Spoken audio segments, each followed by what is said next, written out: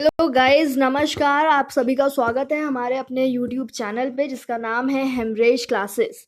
And आज हम करने वाले हैं ह्यूमन बॉडी का पार्ट 3, जिसमें हम करेंगे body fluids and blood circulation के बारे में, यानी कि ट्रांसपोर्टेशन इन ह्यूमन बींग्स। ठीक है। अच्छा, शुरू करते हैं बिना टाइम वेस्ट करे, बिना कोई गॉसिप करे, फटाफट से शुरू करते हैं as this chapter is a bit longer. ठीक है, बड़ा चैप्टर है, हो सकता है इसकी 2 वीडियोस लग जाएं। ठीक है, तो वो दोनों ही वीडियो इंपॉर्टेंट होंगी, क्योंकि आधा इस वीडियो में अगर छोड़ती हूँ तो आपका फर्ज है, या फिर ये आपका क्योंकि आप तैयारी कर रहे हो तो वो नेक्स्ट वीडियो देखना आपका बनता ही है ना, क्योंकि आप आधी चीज़ थोड़ी ना पढ़ोगे। तो इस वजह से मैं पहले ही ये चीज़ आपको क्लियर कर देती हूँ कि 2 वीडियोस शायद बन जाए इस टॉपिक की। अगर मैं फटाफट से उसको क्लियर कर दूंगी इसी में तो ठीक है, अदरवाइज अगर लंबी खींची तो हम इसको 2 में कन्वर्ट कर देंगे। ठीक है, तो स्टार्ट करते हैं ब्लड सर्कुलेशन से। फटाफट से नोट्स की तरफ बढ़ती हूँ। और हाँ, एक चीज़ यहाँ बोल देती हूँ कि नोट्स अभी रेडी नहीं है। नोट्स अभी रेडी नहीं है as these notes are taking too much time. क्यों ले रहे हैं? क्योंकि देखो, मुझे ऐसा नहीं करना है कि कहीं से उठा के चेप दिया। मेरे को एक क्वालिटी नोट्स तैयार करने हैं, क्वालिटी कंटेंट देना है वीडियोस में भी, और आपको अगर नोट्स लेते हो उसमें भी। तो इसीलिए ये टाइम लेते हैं भाई। ठीक है, मैं कुछ इसमें अनाप शनाप अंट शंट नहीं लिखना है मुझे, तो इसीलिए थोड़ा टाइम ले रहे हैं। बट हाँ, जब आपको मिलेंगे तो अच्छा ही कंटेंट आपको मिलेगा, और इसके बाहर आपको सिर्फ क्वेश्चंस करने की ज़रूरत होगी जो मेरी वीडियोस पे आपको मिलेंगे अवश्य। ठीक है, तो चलो स्टार्ट करते हैं, फटाफट से नोट्स की तरफ बढ़ते हैं। वीडियो शुरू करने से पहले लाइक ज़रूर आप इस वीडियो को कर दें, क्योंकि आपको बहुत अच्छा से समझ में, बहुत अच्छे से मतलब चीज़ समझ में आने वाली है। ठीक है, तो लाइक एक बनता है, कमेंट भी कर दो, कमेंट भी तो बनता ही है ना, फॉर माई मोटिवेशन, राइट। अच्छा, और हाँ एक चीज़ और, मैथ्स के सर जो हैं, जो भी क्वेश्चंस में आपको डाउट है आप कमेंट में लिखते हो, वो रीड करते हैं, उनके पास टाइम होता है, वो आपको रिप्लाई करते हैं। अदरवाइज मैं अपना आपका सबका मैसेज कन्वे कर देती हूँ उनको, तो वो डाउट्स पे एक वीडियो ज़रूर लेकर आने वाले हैं, आज ही ला देंगे या कल ला देंगे वो। ठीक है, तो वो जो भी आपका डाउट्स है, मुझे 2 3 4 बच्चों के डाउट्स आए हैं, नंबर ऑफ ज़ीरोज़ वाला कुछ कॉन्सेप्ट है उसमें, तो वो क्लियर कर देंगे आपको। सो उसमें आपको चिंता करने की ज़रूरत नहीं है। वीडियोज़ रेगुलर फॉलो कीजिए, अच्छा कंटेंट देंगे अच्छे से पूरा, क्योंकि उनको नॉलेज है। मैथ्स की अवश्य उनको ऑफकोर्स नॉलेज है, तो इसीलिए। और लाइन वाइज सारी चीज़ें करेंगे, टॉपिक वाइज चलेंगे, एनसीईआरटी को ध्यान में रखते हुए भी चलेंगे, और सारे इंपॉर्टेंट क्वेश्चंस हम करेंगे, वो कराएंगे, सॉरी, है ना। तो चलो स्टार्ट करेंगे। ब्लड सर्कुलेशन, ट्रांसपोर्ट, 3 मिनट बीत चुके हैं। ट्रांसपोर्टेशन इन एनिमल्स, यानी कि ह्यूमन बींग्स, हम एक ह्यूमन बींग है, हम एनिमल की कैटेगरी में आते हैं। हमारी बॉडी में ट्रांसपोर्टेशन होता है, वो उसको हम सर्कुलेशन के नाम से जानते हैं। और ये 2 सिस्टम में होता है, एक ब्लड सर्कुलेटरी सिस्टम होता है और एक लिम्फेटिक सिस्टम होता है। ब्लड सर्कुलेटरी सिस्टम की तरह ही लिम्फेटिक सिस्टम भी पूरी बॉडी में फैला हुआ है, और ब्लड सर्कुलेशन में ब्लड का सर्कुलेशन होता है, और लिम्फेटिक सिस्टम में लिम्फ का सर्कुलेशन होता है। ये मैं आपको वीडियो में आखिरी में ज़रूर इसको बताना है मुझे, क्योंकि लिम्फेटिक सिस्टम भी एक बहुत इंपॉर्टेंट पार्ट है ब्लड सर्कुलेशन चैप्टर का। ठीक है, फाइन। तो ट्रांसपोर्टेशन, अच्छा, तो जो ब्लड सर्कुलेशन होता है हमारी बॉडी में, तो आपको सभी को पता है कि मैंने आपको रेस्पिरेशन चैप्टर में बताया था कि जैसे एल्वियोलाई में ऑक्सीजन आती है, हम ब्रीथ करते हैं, वो ऑक्सीजन एल्वियोलाई में जाती है, लंग्स में एल्वियोलाई होते हैं उसमें जाती है, और वहाँ से वो ऑक्सीजन ब्लड पिकअप कर लेता है। अच्छा, तो ब्लड जब पिकअप उस ऑक्सीजन को करता है, फिर वो लेकर के जाता है कहाँ पर? डिफरेंट बॉडी पार्ट्स में, राइट। और वहां से वो एनर्जी बनती है, CO2 बनता है, और फिर CO2 को वापस लेकर के जाता है लंग्स में, और लंग्स से वो बाहर निकाल देती है alveoli. Fine, this is right. बहुत इसको कॉन्सेप्ट हमने इसका पूरा हमने डिटेल स्टडी इसकी रेस्पिरेशन में कर ली। तो जब मैं सर्कुलेशन की बात करती हूँ, तो मैं यही कहना चाहती हूँ कि जो ऑक्सीजन, जो ब्लड वहाँ से निकला, पूरी बॉडी में घूमा, बॉडी में घूमने के बाद वो फिर लंग्स, आपका ब्लड लंग्स में गया, है ना। ऑक्सीजनेटेड ब्लड यानी कि ऑक्सीजन लेकर के आया, और डीऑक्सीजनेटेड यानी कि वो CO2 लेकर के गया। तो ये सारी चीज़ पता है इसको क्या बोलते हैं? इसको बोलते हैं सर्कुलेशन। क्या बोलते हैं इसको? इसको बोलते हैं सर्कुलेशन, क्योंकि आपकी पूरी बॉडी में वो ब्लड घूम रहा है। है ना, कभी कहीं जा रहा है, हेड में जा रहा है, ब्रेन में जा रहा है, यानी कि और आपके हैंड, लेग, स्टमक, हर जगह ब्लड मौजूद होता है ना। तो हम इसको कहते हैं कि ये ब्लड सर्कुलेशन है। फाइन। अच्छा, ब्लड सर्कुलेशन जो भी सिस्टम है ये आपका, इसमें ब्लड होता है, ऑफ कोर्स होगा, तभी ब्लड का सर्कुलेशन हो रहा है। इसमें ब्लड वेसल्स होती है। ब्लड वेसल्स क्या होती है? अच्छा, जैसे कि आपको पता है कि आपके घरों में पानी आता है। अब वो आपके घरों में जो पानी आता है किस तरह से आता है? पाइप के जरिए ही वो पानी आपके घरों में सप्लाई होता है ना। चाहे वो वॉश बेसिन में हो रहा हो, कहीं ना कहीं से वो पाइप जुड़ा होता है, तभी वो आपको पानी मिलता है। चाहे वो सिंक का हो, चाहे वो किचन का हो, कहीं का भी हो, है ना, वॉशरूम एंड ऑल, मतलब इन सारी जगहों पे जहाँ पे भी हमें पानी मिलता है, पाइप्स के थ्रू ही हम उसको लेते हैं। अच्छा, इसी तरह से ब्लड का भी सिस्टम है यार। ब्लड वेसल्स क्या होती हैं? देखो, ऑक्सीजन लंग से ब्लड ले रहा है, अब वो ब्लड जो है किस में है? वो ब्लड एक पाइप में है ना। पाइप्स होते हैं हमारी बॉडी में, पूरी बॉडी में पाइप्स हैं, उनको मैं पाइप्स बोल रही हूँ, उनको हम वेसल्स बोलते हैं, है ना। ब्लड वेसल्स पूरी बॉडी में आपके फैले हुए हैं, और उन्हीं वेसल्स में ब्लड फ्लो करते हैं। हम कहते हैं कि ना ब्लड पूरी बॉडी में है फ्लो कर रहा है, सर्कुलेट कर रहा है, इधर से उधर, उधर से इधर। तो वो एक पाइप, एक नहीं हजारों पाइप, यानी कि उन डिफरेंट डिफरेंट नाम भी हैं उन पाइप्स के, उन पाइप्स में वो फ्लो करता है ना। अगर सोचो वो बिना पाइप में फ्लो करेगा, अगर वो ऐसे ही फ्लो करेगा, तो कोई सा भी ब्लड किसी में मिक्स हो जाएगा, कोई सा ब्लड कौन से में मिक्स हो रहा है, तो मतलब एक बॉडी में भसड़ मच जाएगी, राइट। तो इसीलिए पाइप्स जरूरी हैं।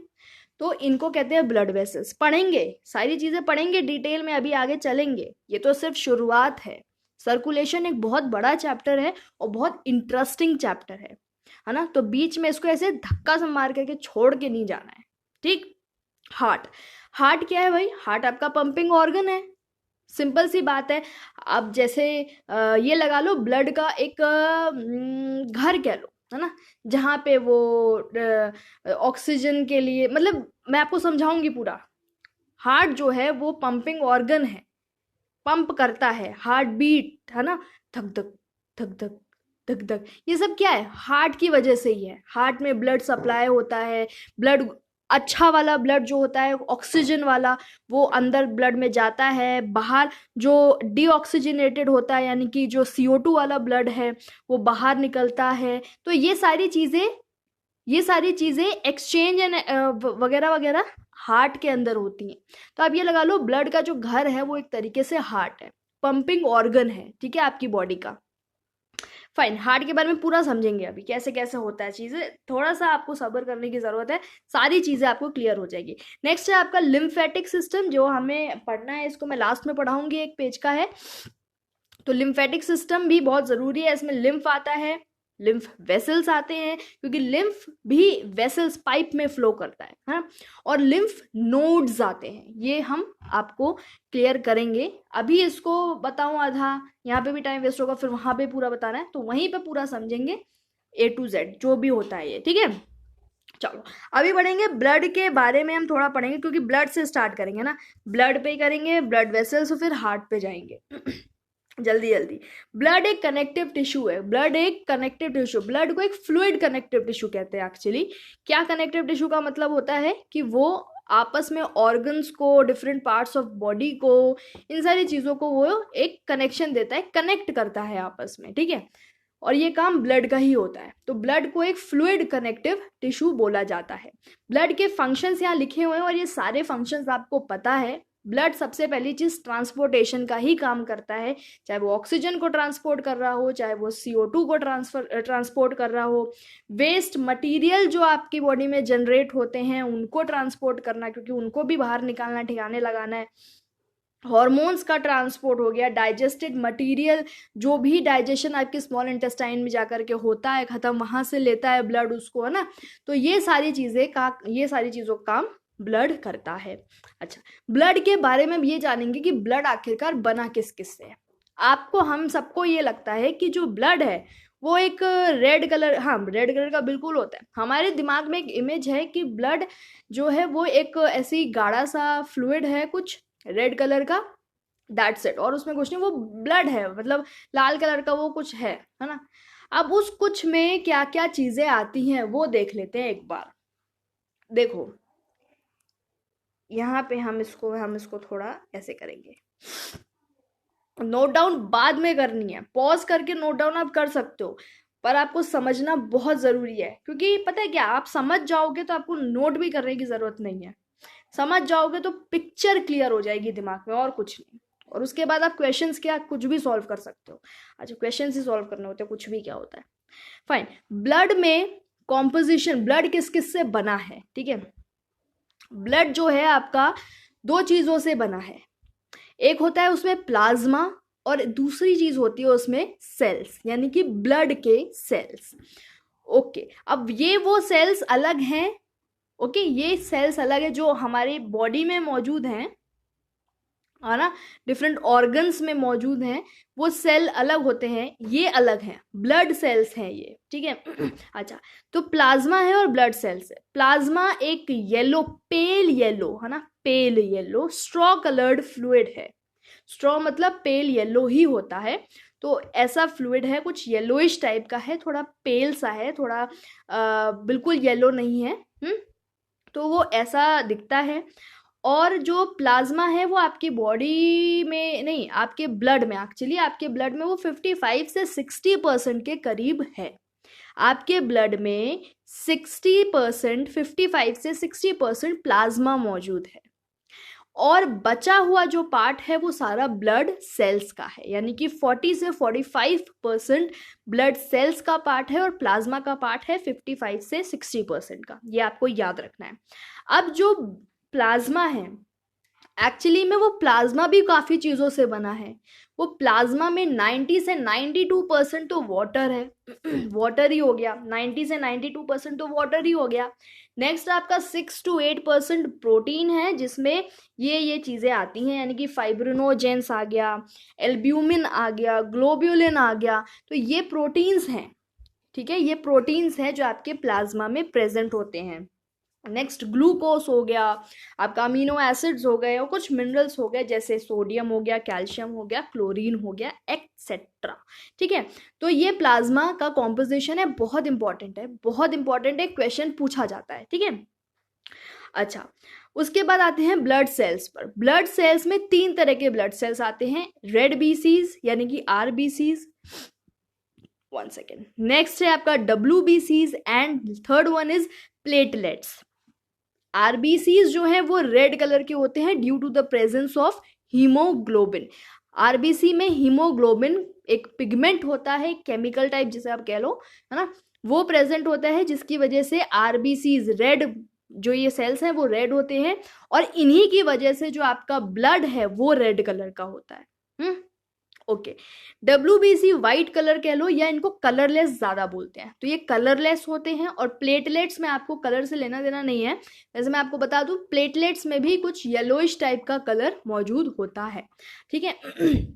फाइन, आपको अगर मैं इसको समझाऊं एक तरीके से कि ब्लड आखिरकार का कॉम्पोजिशन है कैसा, तो अगर मैं इस तरह से आपको कुछ बॉटल दे दूं, ठीक है, एक बॉटल है आपकी। अच्छा, इस बॉटल में यहाँ पे मैंने आरबीसीज इकट्ठे कर दिए, यहाँ मैंने WBC इकट्ठे कर दिए, और यहाँ तक मैंने आपके प्लेटलेट्स इकट्ठे कर दिए, ठीक है। और बाकी बचे हुए पोर्शन में मैंने प्लाज्मा फिल, मतलब पूरी बॉटल में मैंने एक्चुअली में प्लाज्मा डाल दिया, ठीक है, तो पूरी बॉटल में प्लाज्मा है।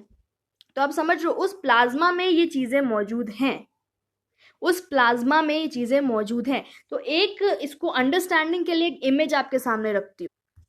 अगर आप इस इमेज पे ध्यान देंगे तो आपको समझ आएगा कि देखो ये पाइप है जिसको हमने ब्लड वेसल बोल दिया है, ठीक है।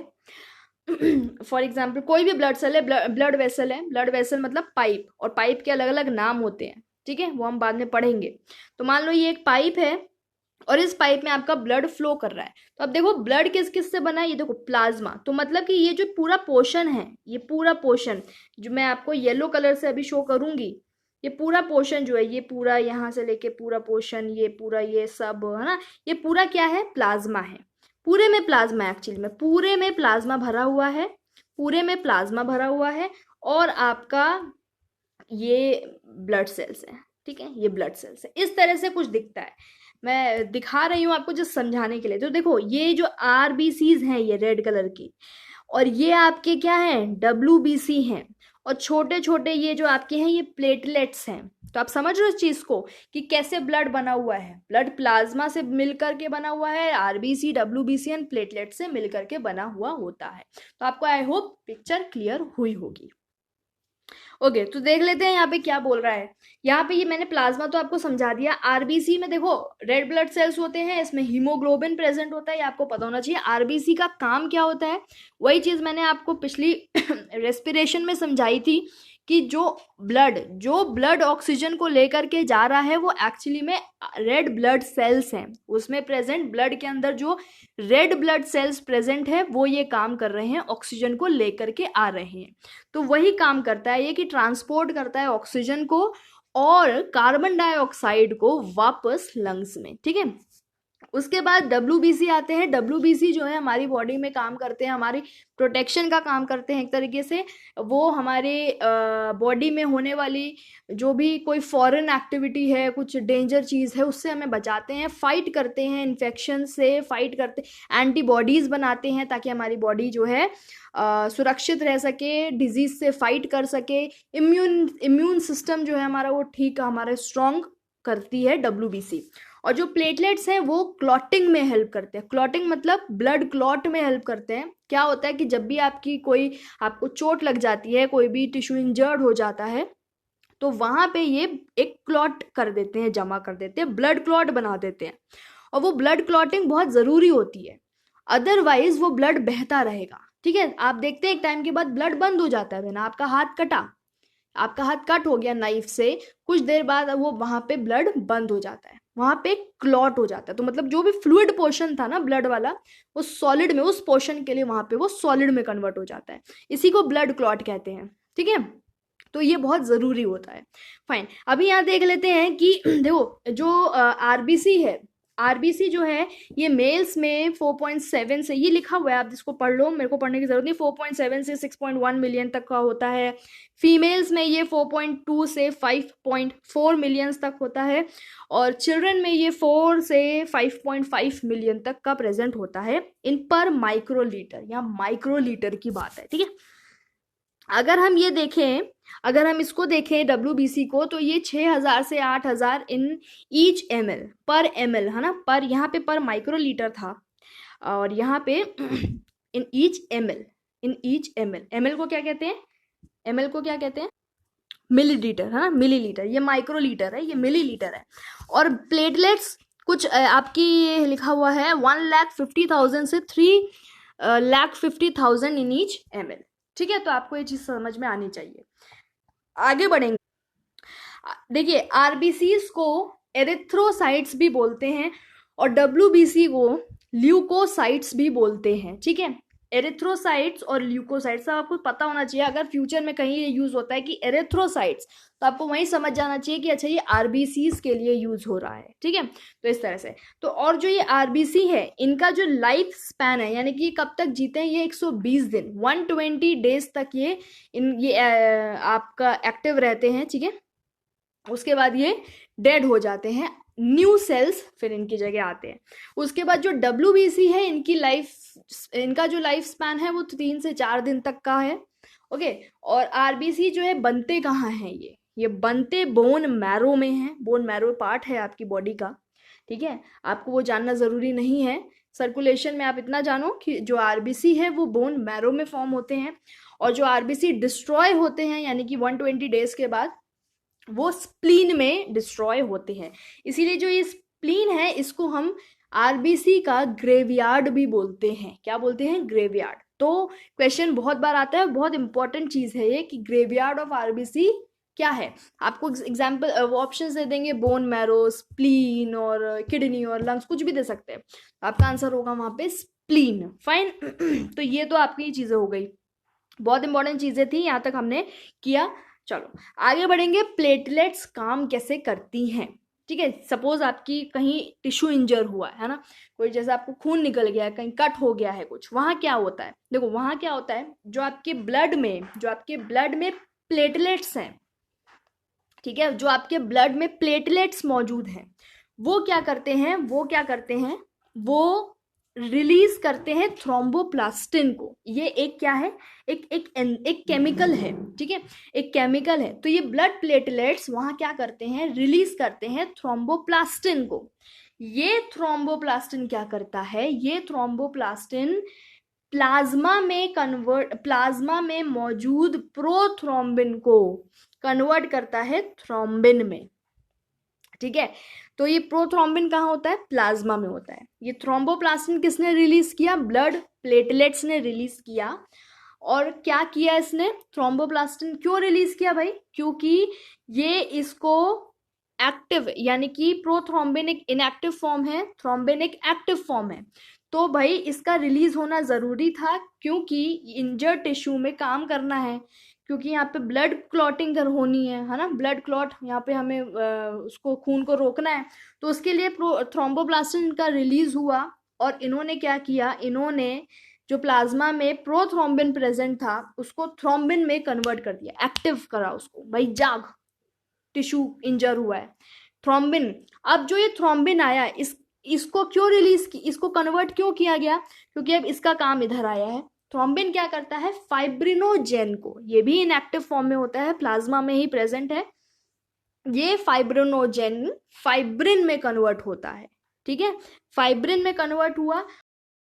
और ये है उसके बाद ये फाइब्रिन जो है कुछ फाइबर्स टाइप के होते हैं, और ये आरबीसी इनमें आकर के अटक जाते हैं, और वहां जब ये अटक जाते हैं तो वहां पे एक सॉलिड पार्ट फॉर्म होता है फ्लूइड का, जिसको हम ब्लड क्लॉट बोलते हैं। तो ये चीज बहुत जरूरी है आपकी पता होनी, कि देखो क्या हुआ, आंखें बंद करो और सुनो, आपके हाथ में कहीं चोट लगी, आपका हाथ नाइफ से कट हुआ, आंखें बंद करो और सुनो, कट हुआ, वहां पे क्या हुआ, आपका ब्लड तो फ्लो करता ही है हर बॉडी के हर कोने कोने में, तो वहां पे ब्लड मौजूद था, वहां पे ब्लड प्लेटलेट्स ने, यानी कि जो ब्लड में प्लेटलेट्स मौजूद थे, उन्होंने थ्रोम्बोप्लास्टिन रिलीज किया। थ्रोम्बोप्लास्टिन रिलीज होने के बाद थ्रोम्बोप्लास्टिन ने क्या किया, प्लाज्मा में जो प्रोथ्रोम्बिन प्रेजेंट था उसको एक्टिव करा, कि भाई जाग, थ्रोम्बिन में कन्वर्ट करा। थ्रोम्बिन ने क्या किया, फाइब्रिनोजेन को फाइब्रिन में कन्वर्ट किया, कि भाई अब तू जाग।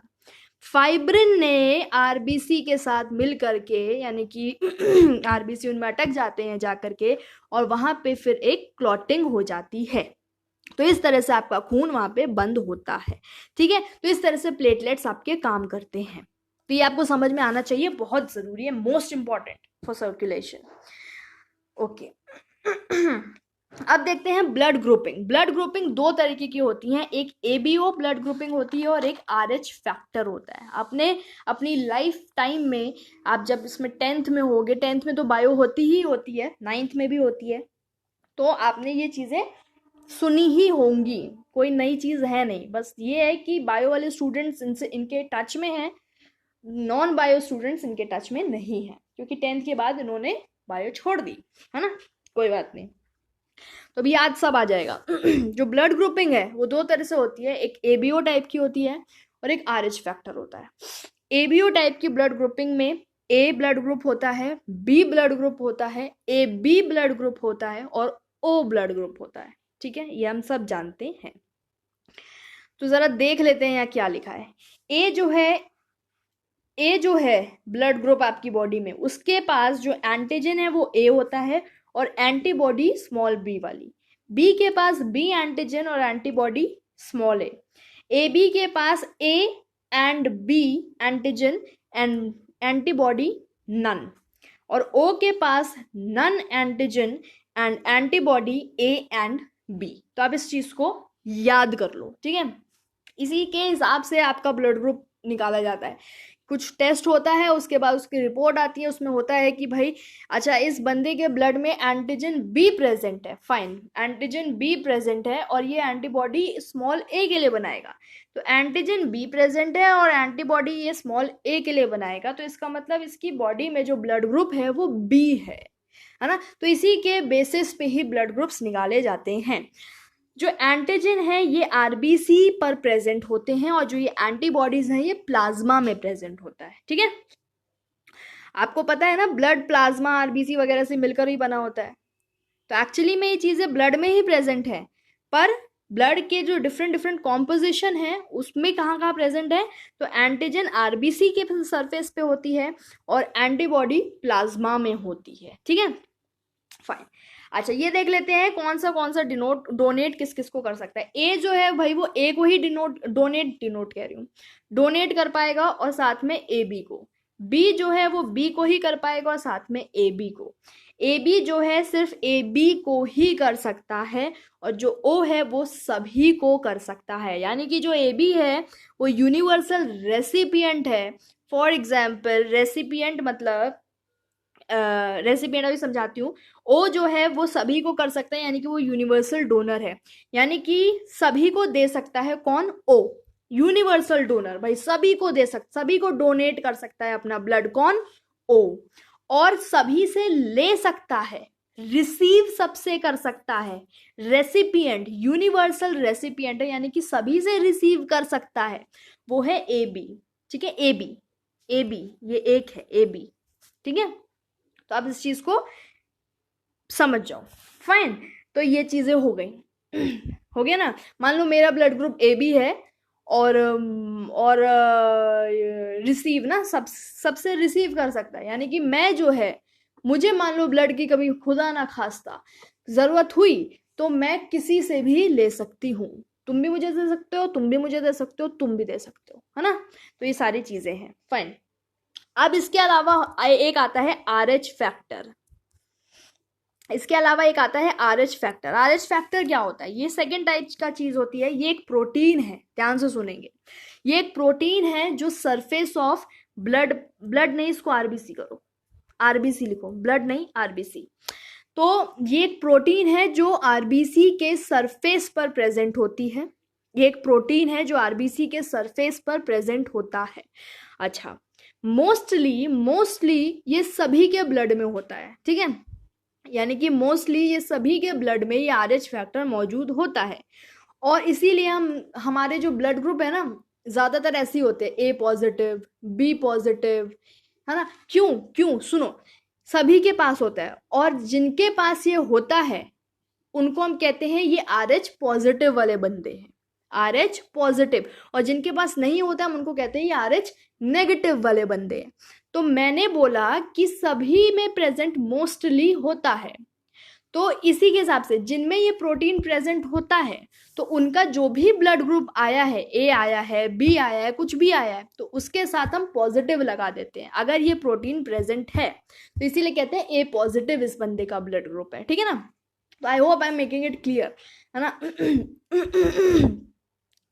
तो जिनमें ये नहीं होता है वो आर एच नेगेटिव। ये बहुत परसेंटेज इनका बहुत कम होता है, कि मतलब ऐसे बंदे बहुत कम होते हैं, तो आर एच नेगेटिव। इसलिए किसी किसी का ब्लड ग्रुप ए नेगेटिव है, किसी किसी का बी नेगेटिव, इस तरह से होता है।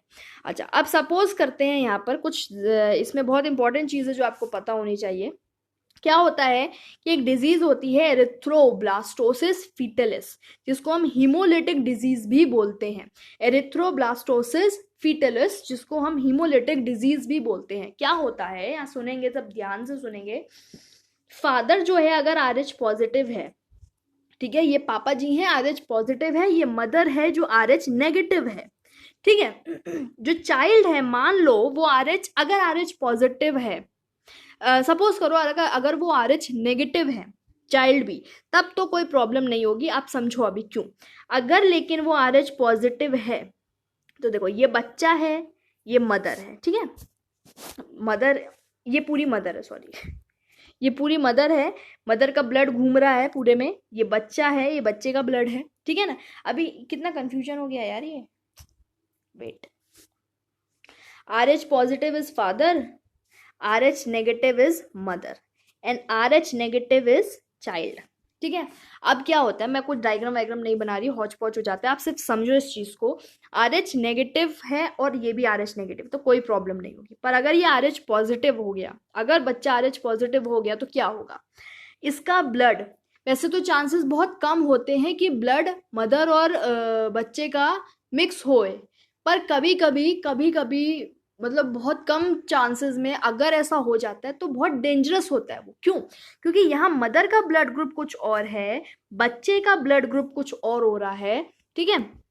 तो इसमें क्या होता है, अगर ये मिक्स हो जाते हैं तो क्या होता है कि चाइल्ड का ब्लड ग्रुप मिक्स हो गया मदर के ब्लड ग्रुप में, तो मदर का ब्लड ग्रुप क्या करता है, वो एंटीबॉडीज बनाने लगता है फाइट करने के लिए। एंटीबॉडीज क्यों बनती है? फाइट करने के लिए किसी फॉरेन फॉरेन चीज से। तो अगर जैसे तुम्हारा ब्लड ग्रुप ए है और अगर तुम्हें ब्लड चाहिए तो मैं अगर बी ब्लड ग्रुप तुम्हारे को दे दूं तो दिक्कत हो जाएगी ना तुम्हें। तो वही चीज है कि मदर का ब्लड ग्रुप कुछ और है, नेगेटिव में है, बच्चे का पॉजिटिव में है, और अगर ये मिक्स हो जाता है तो बच्चे के लिए दिक्कत होगी कि नहीं होगी? क्यों दिक्कत होगी? क्योंकि मदर का ब्लड ग्रुप एंटीबॉडीज बनाने लग जाएगा बच्चे के ब्लड ग्रुप के लिए। बच्चे का ब्लड उसमें एंटर कर रहा है मदर की उसमें, ठीक है। तो क्या होता है कि यहाँ दिक्कत होने लग जाती है। एंटीबॉडीज अगर बनाने लग गया तो क्या होगा, वो एंटीबॉडीज इस बच्चे के ब्लड को नुकसान पहुंचाएगी, खत्म करेगी, तो बच्चा दिक्कत में आएगा। दिस कैन कॉज डेथ, है ना, राइट। तो वही चीज है एरिथ्रोब्लास्टोसिस फिटलिस, इस चीज को कहते हैं, हीमोलिटिक डिजीज होती है ये, ठीक है। तो इसीलिए फर्स्ट बच्चा और सेकंड जब होता है तो उसमें उसके बाद ये एंटी मतलब प्रिकॉशंस लेने लगते हैं, ठीक है। मतलब आपको बस इतना जानना जरूरी है एरिथ्रोब्लास्टोसिस क्या होता है, ठीक है। आरएच फैक्टर से रिलेटेड है, उसमें होता क्या है ये आप जान चुके हो। नेक्स्ट आता है ब्लड वेसल्स।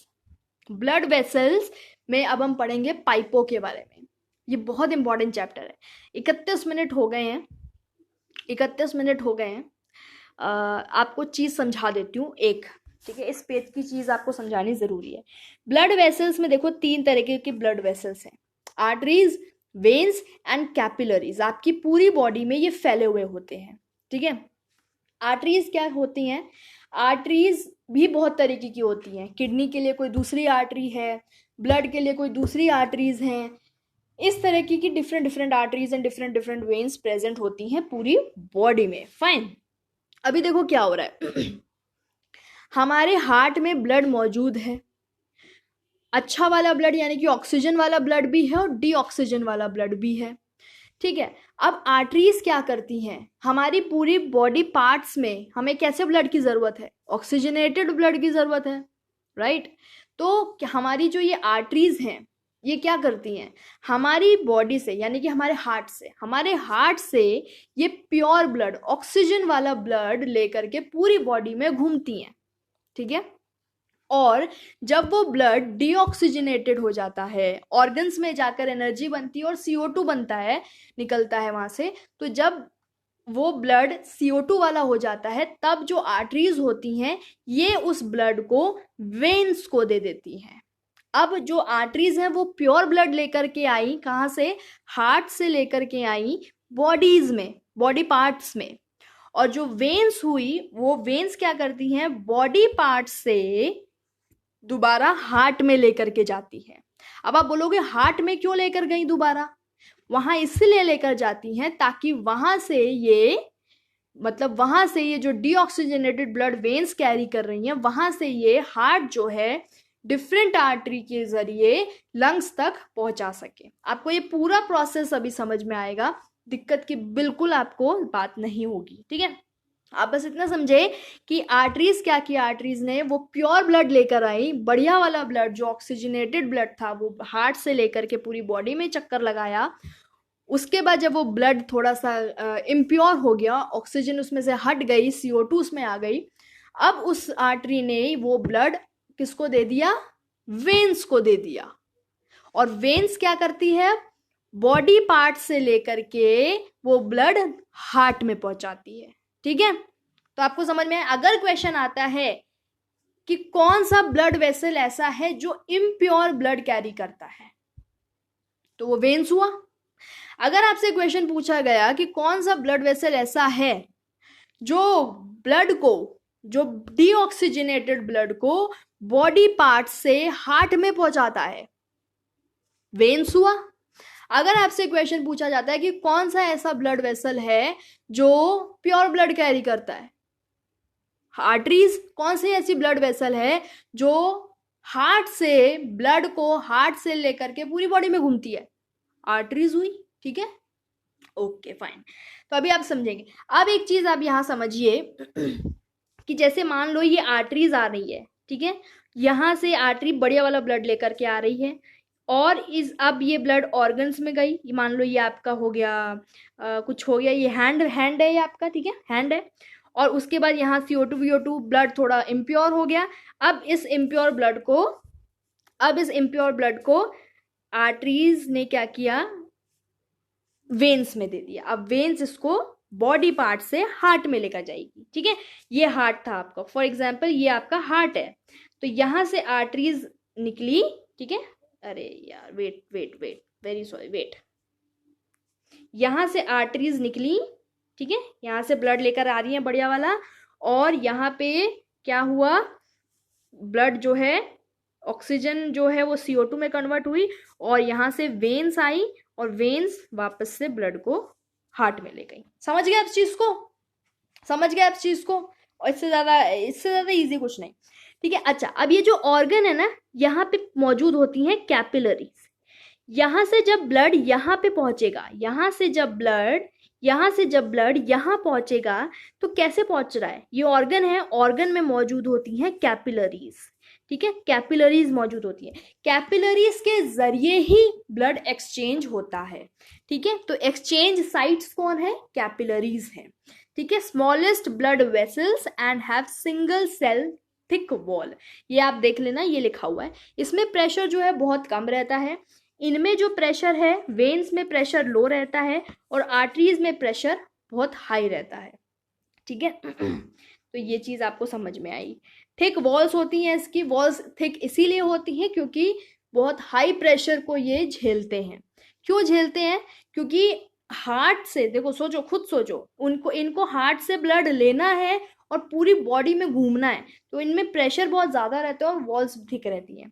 और लेकिन वेन्स को क्या करना है, सिर्फ ब्लड जो है आर्टरी से लेकर के दोबारा हार्ट को वापस दे देना है, इसीलिए इनमें कोई प्रेशर नहीं रहता है, ठीक है। हार्ट से ये लेती हैं ब्लड, आर्टरीज हार्ट से ब्लड ले रही हैं, तो प्रेशर ज्यादा होता है वहां पे, ठीक है। इस चीज को आप समझे होंगे आई होप। तो मैं एक इमेज दिखाती हूँ आपको, ये इमेज है, देखो ये आर्टरी रेड कलर की, ये वेन है, ये वेन है रेड कलर की, ये आर्टरी है रेड कलर की, और ये जब आर्टरी की, ये देखो वॉल यहाँ पे थिक है, और यहाँ पे अगर आप देखें वेन्स की वॉल थिन है, क्योंकि प्रेशर इनमें कम होता है। आप देखो यहाँ से ऑर्गन, ये ऑर्गन है आपका, और ऑर्गन में मौजूद है ये जो कुछ आपको नेटवर्क सा दिख रहा है ना, ये नेटवर्क दिख रहे हैं, ये है कैपिलरीज, ये क्या है, कैपिलरीज, इसी के जरिए ही ब्लड इसमें जाता है, आर्टरीज से वेन्स में। आप समझ गए इस चीज को, बस इतना आपको याद रखना है।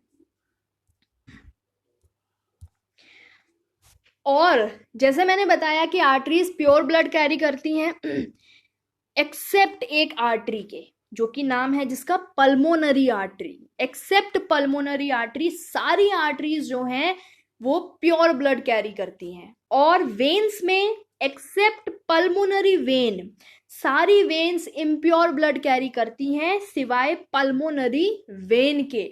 इसी तरह से सारी आर्टरीज प्योर ब्लड कैरी करती हैं सिवाय पल्मोनरी आर्टरी के। तो ये डायग्राम आप यहाँ बना हुआ देख रहे हैं कुछ, इस डायग्राम को मैं आपको समझाऊं अगर, तो आप यहाँ पे समझिए इसको कि देखो ये लंग्स है आपकी, ये लंग्स है, ऊपर चले जाए यार, ये लंग्स है आपकी, राइट, ये लंग्स मौजूद है आपकी यहाँ पे, वेट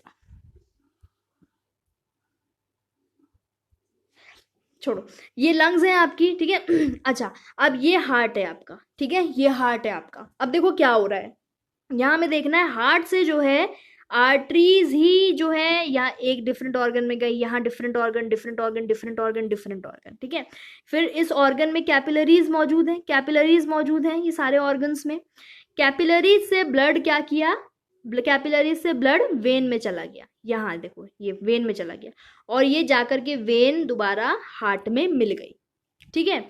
अब सुनो मेरी बात ध्यान से यहाँ पे, अब आप सोचोगे ये जो लंग्स है, लंग्स से ब्लड हार्ट में कैसे आया। मैंने कहा था ना, ऑक्सीजन वाला जो ब्लड होता है वो लंग्स से हार्ट, जो लंग्स हैं उसमें से ब्लड लेकर के आता है ऑक्सीजन को। तो ब्लड जो ऑक्सीजनेटेड ब्लड यानी कि आ रहा है, और वो ऑक्सीजनेटेड ब्लड कौन सी पाइप में आता है? Pulmonary vein. मैंने बताया था आपको कि वेन सारी इम्प्योर कैरी करती हैं, तो आप खुद देखो यहां से वेन्स निकल रही हैं, यहां से वेन्स निकल रही हैं, तो ये सारी ऑक्सीजन वाली नहीं है, ये डी ऑक्सीजन वाली हैं सारी। लेकिन यहां पे हमने देखा कि ये पल्मोनरी वेन एक ऐसी वेन है जो ऑक्सीजन वाला ब्लड लेकर आ रही है लंग्स से हार्ट में। ठीक है, इसी तरह से जब यहाँ से इम्प्योर ब्लड पूरा यहाँ से इम्प्योर ब्लड सारा का सारा वेन्स लेकर के हार्ट में एंटर कर गई, हार्ट में एंटर करने के बाद हार्ट में से वो ब्लड जो है वापस लंग्स में जाता है।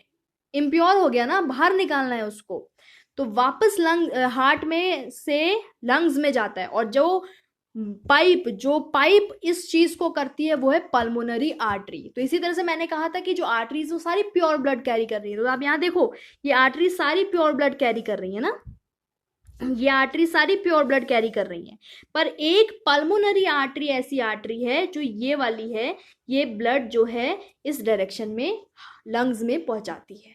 ठीक है, यहां से वेन्स आ रही थी, वेन्स है ये वेन्स निकली है, वेन्स निकली है, और सारी वेन्स आकर के कहाँ मिल गई?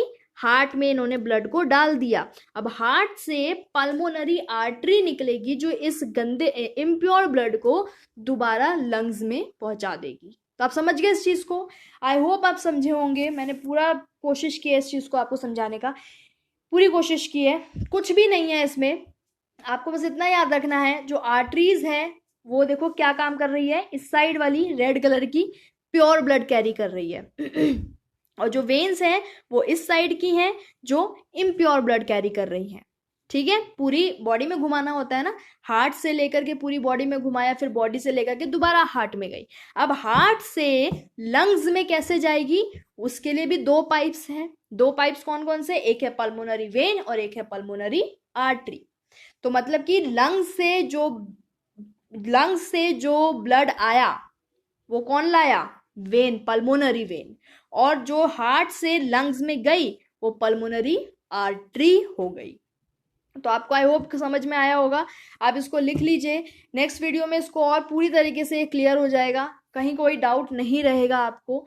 ठीक है, यहाँ तक वीडियो मैं ख़त्म करती हूँ। नेक्स्ट वीडियो में आपकी थोड़ा छोटा पार्ट आएगा, छोटा नहीं पूरी वीडियो बनेगी, पूरी वीडियो बनेगी। काफ़ी चीज़ें रह गई हैं नेक्स्ट वीडियो के लिए, काफ़ी चीज़ें रह गई हैं। लिम्फेटिक सिस्टम रह गया आपका सारी चीज़, डिजीज़ रह गई है हार्ट से रिलेटेड, और कार्डियक साइकिल रह गई है, और बहुत सी चीज़ें रह गई हैं। ठीक है, आप ये लगाओ हार्ट पूरा रह गया है अभी, आधा, ये आधे से भी कम हुआ है, अभी कुछ हुआ ही नहीं है। ठीक है, तो यहाँ ख़त्म करते हैं वीडियो। अगर समझ आई, पसंद आई तो आप बिल्कुल इस पर थम्स अप मार दीजिए, लाइक कर दीजिए, और कमेंट करके मुझे ज़रूर बताइए, ताकि मैं नेक्स्ट वीडियो में पूरे ज़ोर शोर से इसके बाद का शुरू कर सकूं। अदरवाइज़ इस चीज़ को दोबारा मैं नेक्स्ट वीडियो में क्लियर कर दूंगी, बट लेकिन वो मुझे पता चलना चाहिए। सो वो आप मुझे कमेंट बॉक्स में कमेंट करके बताओगे। ठीक है, बताओगे? राइट, बताओगे? चलो, thank you so much guys.